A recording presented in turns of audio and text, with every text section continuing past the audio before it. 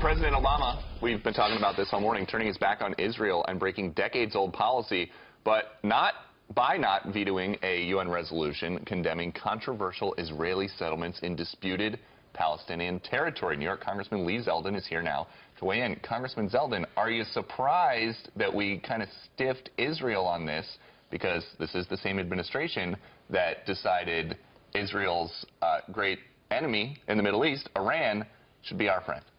Well, we should be surprised, but, you know, over the course of the last few months and weeks, there was this talk about possibly between the election and the next administration taking over that President Obama might not use our veto authority at the UN.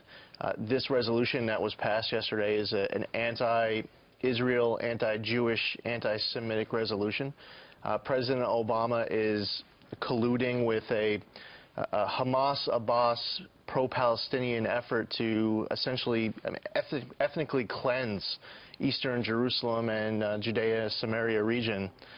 So a lot of most Americans, most of Congress, even a lot of the Democratic Party, I mean, it's just there's a revolt. It's not the will of the people for President Obama. I know you disagree with the president, but those strong words, an anti-Semitic resolution?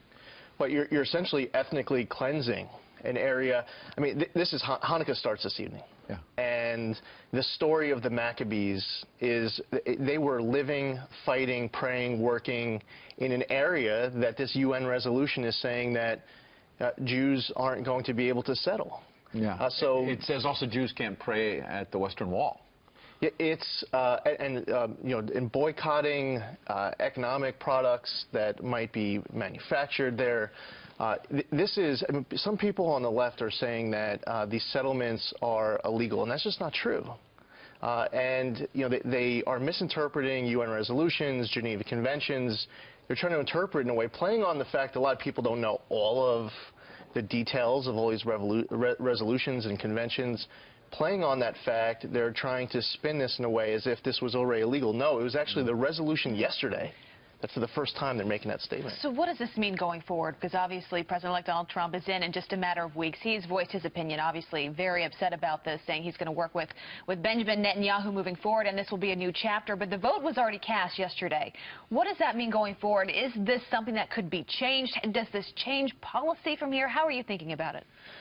Well, we're going to have to clean up a lot of damage, and it should be noted that President Obama still has just less than 4 weeks left in office, so it's possible that he might do something else, whether it's domestic or foreign policy, that says further back.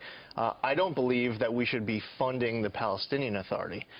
We should not be funding any efforts to implement a resolution like this.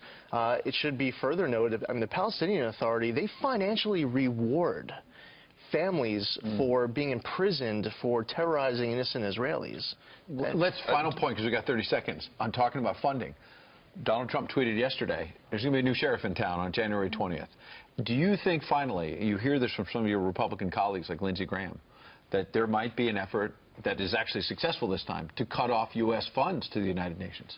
Very likely the support is growing. There was always some support. I would say now there's even more support. So that's a growing possibility with the United Nations acting in a way against our allies, our strongest allies, Israel. Nikki Haley's going to have a lot on her plate. Absolutely. When she gets into that role. Congressman Lee Zeldin. Happy Hanukkah starts tonight, as you said. Thank you.